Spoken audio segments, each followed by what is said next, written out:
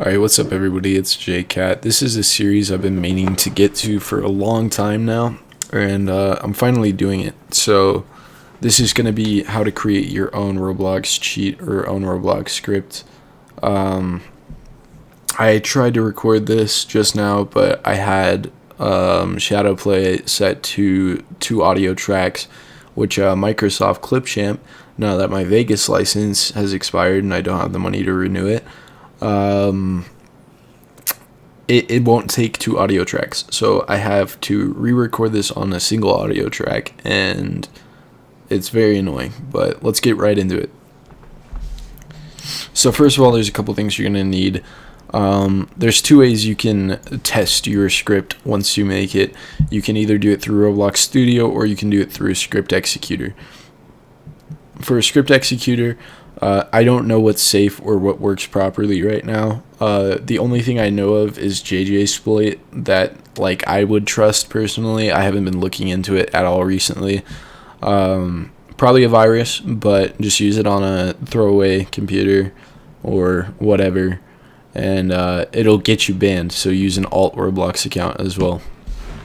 The second thing you're gonna need is a code editor. It's not required, but it's very nice to have. The one I personally use is Visual Studio Code.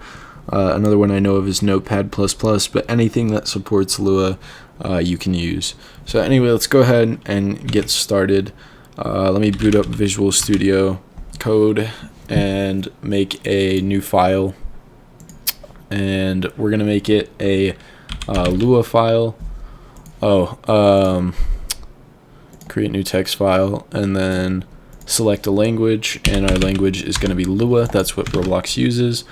And today we're not going to be making a Roblox script. Today's going to be a very basic introduction to Lua, and we're going to be doing it through Roblox's console instead of Lua's console, just to show you that it works on both. So let's go ahead and boot up Roblox Studio as well. And I'm going to teach you the basics by making a calculator. And there's a couple things you're going to learn today. You're going to learn about variables, you're going to learn about functions, and you're going to learn about tables. So variables are containers that store single bits of information.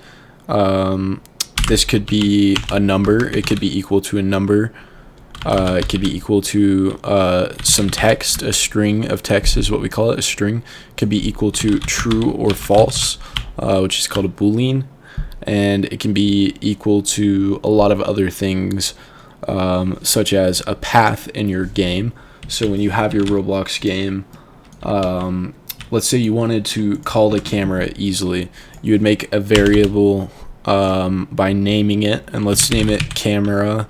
And then we would say it's equal to game.workspace, which is going to be calling the game itself, and then the workspace, which is this, and then the camera by doing .camera.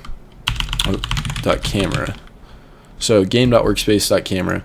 And then if we wanted to change anything with the camera, we would say camera dot, and then whatever we wanted to change. So all these properties, for instance, we could change the position of the camera. Like if we wanted to set the camera to the position it was just at, we could say camera.position equals something like that. I think it would be a vector3. So you'd say vector3 dot new, and then that. But anyway, that's a little advanced right now. I just wanted to explain what a variable is and what it's capable of. The next thing I'm going to talk about are tables. So tables can hold lots of different things. They can be used for tons of different stuff. They can be named anything. For instance, let's just name it hamburger. And then we would say equals, and then do these little squiggly brackets. And then you can store multiple variables in here. Different information. Let's say you wanted to store some color values. You could say red equals 255, green equals 130, and then blue equals 120. And then you could call those values by saying hamburger hamburger.red or hamburger.green or hamburger.blue and use those variables later on. But I don't believe we're going to be using a table today. The other thing we are going to be using, though, is a function. And to create a function, you define a function. You define that you want it to be a function, and then you name the function. So you can name it whatever you want, hamburger, for instance. And then you put some parentheses here, and these parentheses are used to hold some parameters where you can set custom values. For instance, we could say, well, you'll see in a minute when we get to it. But to start off making our calculator, let's make a function, and we're going to call it calculate, and then put our parentheses, and then let's make a variable called result, and then we're going to set it to a number value called nil, which just means nothing. It's not 0, it's not 100, it's nothing. And then we need to end our function, and at the end of the function we can return this result variable to have the function, when it's called, be equal to a result. And to explain exactly what a function does, it holds code, and then you can put your code in there, and then you call the function by saying the name of it and putting those parentheses. And if you have any parameters, which we will later on, you put those parameters in, and when you call it, that code inside of that function will be ran. So back up here, let's make a couple of our parameters. Let's say input 1, input 2, and input 3.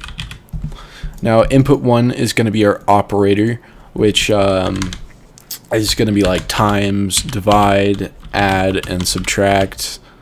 And then input 2 is going to be our first number that we want to calculate, and then input 3 is going to be our second number that we want to calculate. So you can name those parameters whatever you want. You could name them operator number 1 and number 2 if you wanted, but just for sake of ease, I'm going to just say input 1, 2, and 3. And let's start with an if statement. So if input 1 is equal to add, the text add, then, and what this is saying is we're saying if input 1 here, if our first parameter is equal to the text string add, so when we call this function, we would say add, like that. You'd have to put it in quotation marks because it's a text string. You could also do it as a number, but that's just a little more confusing, so I'm not going to do that. If input 1 with 2 equals signs, because we're doing an if statement, that's just important syntax that you have to remember. I'm not going to explain it, but it's very important that you do too. If it's equal to the text string add, then we want to say input 1, or sorry, no, result is equal to input 2 plus input 3. And that's very basic. As you can see, we're taking our variable that we created earlier and we're changing its value to input 2 plus input 3. So when we call this function calculate, we're going to say add because we want to add, and then we put two numbers in, and it's going to add those two numbers together, input 2 and input 3. So if we did like 5 plus 10, it would print out 15. Now, to test this out, let's go ahead and end this if statement, and then we want to return our result so that when the function is called, it's equal to our number. So we're going to return the result before we end it, and this can all be on the same line. And as you can see there, this should all be set up, I believe. The other thing is, because this is in a function and we're not using this variable anywhere else, we can set it to a local variable, and that just means that it can't be used or seen outside of this function. It just saves and optimizes a little bit of usage.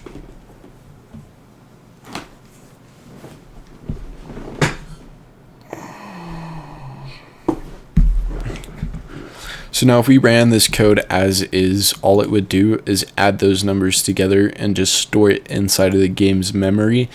It wouldn't do anything else. So if we want to actually be able to see it, we have to print out that output. And printing, when you load a Roblox game, you have a console. If you press F9 here, you can see where you get outputs from code. And printing is very useful for debugging.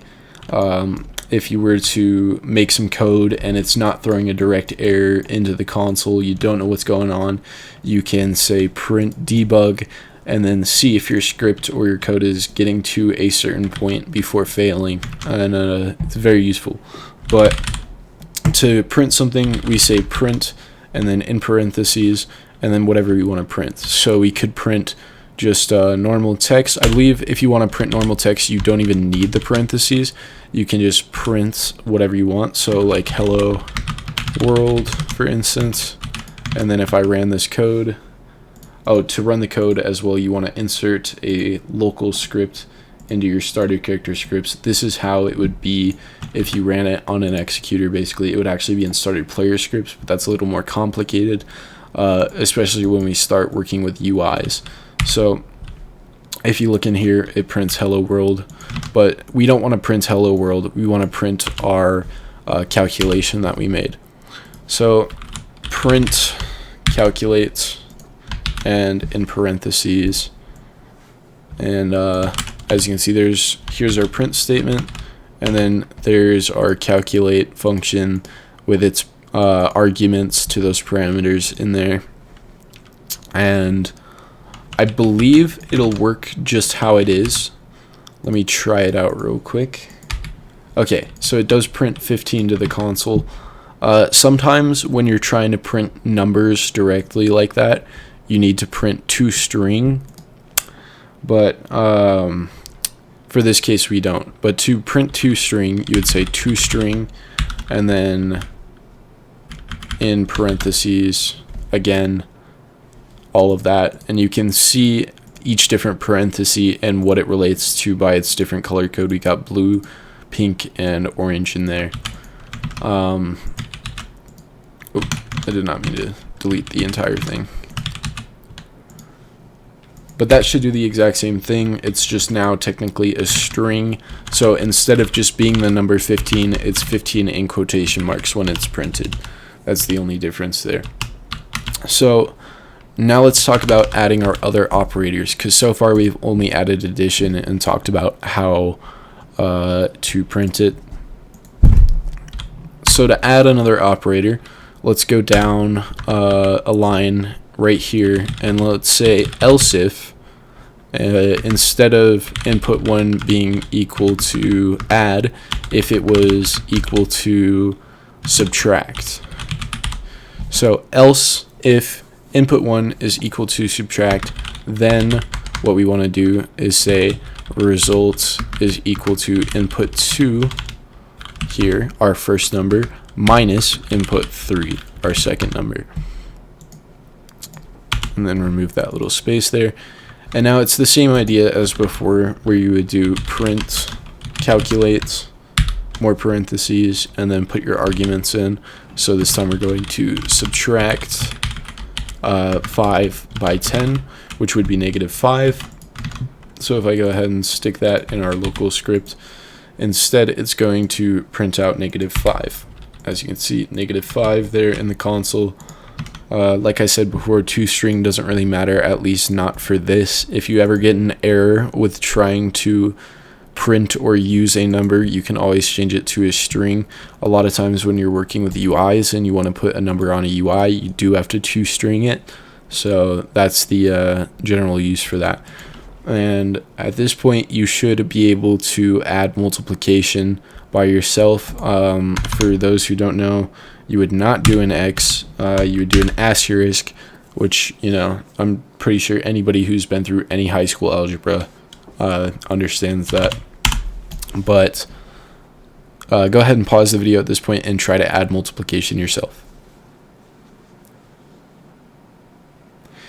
So now that you've tried, let me show you if you failed how you would do it. So else if input 1 equals multiply, then result is equal to input 2 times input 3. And now we can say multiply. And obviously this would print out 50 to our console. As you can see, 50.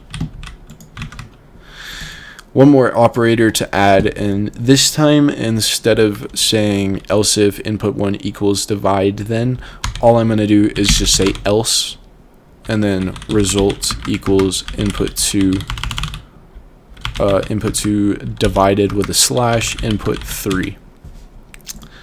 Now, because we didn't say else if divide, that means that if this is equal to anything else, it could be a string, it could be a number, it doesn't matter. If it's anything other than add, subtract, or multiply, then it will divide those two numbers, which would be 0.5. So let's just set it to some random number and put it in there. As you can see, 0.5, it divides it. You could set it to a string that just says text. Same output, you would get 0.5, as you can see, or you could set it to say divide, and it again would do the exact same thing. Doesn't matter what it's equal to, it will always divide those numbers, as long as those arguments are put in correctly. So now you understand how to create a basic calculator. And in the next video, we're going to start with instancing, which is creating things inside of the game and editing them with a script. And the first thing that we want to do when we create a cheat is create our UI. So normally when you would create a UI in Roblox Studio, you'd go to the starter GUI, you'd add a screen GUI, like so, you'd screen GUI, and then you'd add a frame like that. But there's a way to do this through a script. And as you can see, here's our frame right there. It just puts it in that top left corner by default and gives it some default properties, as well as the screen GUI has properties that you can edit. And just to show you real quick, I'm going to create one. So we'd say instance, which is basically where you'd be clicking that button, and then .new, creating a new one. And then in parentheses, because this is basically a function, .new is your function here. And then whatever you want to create. So in starter GUI, we want to create a screen GUI. So screen GUI with the same capitalization that it has right here. So creating a screen GUI, and then there's a second argument we can do here. That's the parent. You can also set the parent by saying, well, let me explain how to set the parent through properties. So first, we would need to make this screen GUI a variable. So let's say menu is equal to instance. So now this variable calls our new screen GUI that we just made, and it basically just gives it a name that we can work with. And then we can say menu.parent, which a parent would be our starter GUI. That's where we want it to be put under. So menu.parent equals game.starter GUI. And now it would put that screen GUI when we execute our script here in. So if you see under our starter GUI, now we have a screen GUI. If I stop the game, that script unloads and there's nothing under our starter GUI. The other thing you can do is add a second argument here and just give it the parent there. So game.starter GUI, and then you can edit its properties, but we're gonna do that with the frame real quick. So let's create a new variable called main frame, and then we're gonna instance a frame as you saw me put into the game earlier. And then the parent to this is obviously going to be the menu, and then let's give it a couple of properties. So when we create a screen GUI and a frame, we have a list of properties here. These are all the different things that we can change to make it customize it, make it how we want it. So let's look at anchor point. So it determines the origin point of a GUI object relative to its absolute size. So this is basically where it's anchored on the screen. And by default, the anchor point, as you can see, is in that top left corner, that little black outline, but we want it to be in the center. And if you ever need to find what type of thing you need to use, you can always look up Roblox, and then let's see, what was the property? Roblox anchor points. And then you'll see on the creator hub, not the developer forum, it'll bring up the documentation, and you can see it's a vector2. So we need to create a vector2 by saying mainframe dot anchor points, that's the property that we're editing, equals vector2, and then we want to create a new vector2, so dot new. And then as you can see with a vector2, there are two different integers or numbers that we want to put in there, and the values are 0 to 1 based on left and right. So your first number is going to be horizontal, so if we did 0.5 it would be in the middle, and then the second number is going to be vertical, so 0.5 would be directly in the middle. So let's make it in the middle, 0.5 by 0.5, and then let's do one last thing and change the size. So mainframe dot size equals, and as you're going to see, this is not a vector2, this is a different type of I don't know what you call it, but a different thing. And if you were to look it up, it would say udim2. So udim2 spelled just like that. And then we want to create a new one, and then this has 4 different arguments that we can put in. The first one is the size or position based off of its parent. The second one is based off of pixels. The third one is the up and down based off the parent, and the fourth one is the up and down based off of pixels. So horizontally, we're going to make it 0, and then we're going to make it in pixels 600 long, and then 0 vertically by the parent by 400 tall. And then that's again in pixels.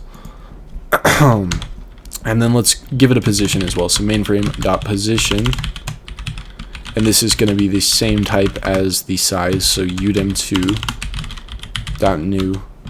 And then this time we're going to do based off of the parent. So 0.5, that's a 0 to 1 value when it's based off the parent. If you do more, it's going to be over 100% of the parent. And then by pixels, 0, 0.5, so it's directly in the center of the screen, 0.5 horizontally and 0.5 vertically, and then 0 again by pixels. And now we'll have a little menu. If I go ahead and just get rid of that one, the default one that I made, and we create it with a script instead, as you can see, appears to be some kind of issue here. Okay, so I've just realized that if you put something in the starter GUI after the game loads, the game's already started, so it won't start. So you have to hook it directly into the player, which is something that I already knew, but just completely spaced. But let's see how we would do that. So under game.players, and then your local player, which there's a way you can call the local player directly. There's a folder over here called Players UI, where all your GUIs are held. So let's parent it to that instead. So game.players.localPlayer, like that. This is just something that's a global thing that you can call when you're using a local script that refers to the player using the cheat. So game.players.localplayer.player.gui, and now we've set the parent to the player GUI, and now you'll be able to see it when I click play. And there's your menu. And let's add 2 more properties really quickly. I'm not going to do a full menu tutorial today. That'll be in the next video, but let's just make it draggable really quick so you can drag it around. So there's 2 properties that you need to edit to be able to do this. And let me add a frame just so you can look at the properties real quick. So the first one is going to be active right here, and it determines whether this element syncs input. So it determines whether it can be messed with or not, whether it can receive inputs from the user or not. And we want to set that to true, because as you can see, if it's a checkbox like this, that means it's a boolean or a true or false statement. So we're going to say mainframe.active equals true. And then the other one is draggable, which for whatever reason I believe it actually isn't on the list of properties in here. You have to script this, and I don't know why that is, why it's not on there, but if you look it up in documentation, it might be deprecated or something, but it still works. So we can do mainframe.draggable equals true. And then now when we put in our UI here and run the game, as you can see now I can drag it around. And that's going to be pretty much it for today. The other thing I'll show you real quick is if you wanted to mess around a little further, you have background color 3, border color 3, border size in pixels, border mode, which is in enum, which we'll get into way later on, and other things that you can mess with.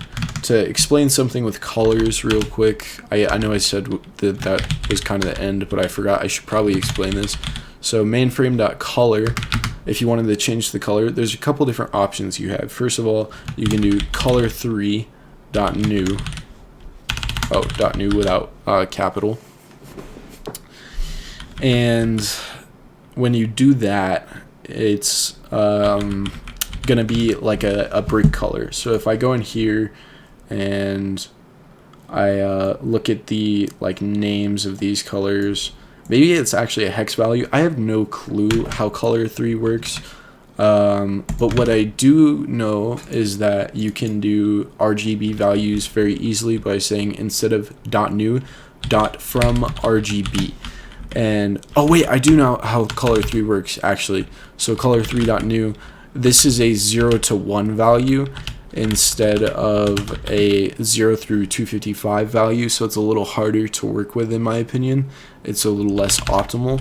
So instead, if you do .from RGB, and then you can, let's set it to like cyan, which would be green and blue. So red we want to be 0, and then 255 by 255. And now when we put this into our, I hate my U key, background color 3. Okay. There we go. So now it's cyan, and then you can edit things with the border. You can also add things like UI strokes by instancing a stroke, and then you can edit the properties of the stroke. And a stroke would basically be like a UI stroke would be like a border, but more advanced. There's more things you can do with it. But that's going to be all for today's video. I'm glad I got to explain all these different things, and hopefully Clipchamp will be good enough to edit this video and get it published as soon as possible. But thank you for watching, and I'll see you guys in the next tutorial. Bye.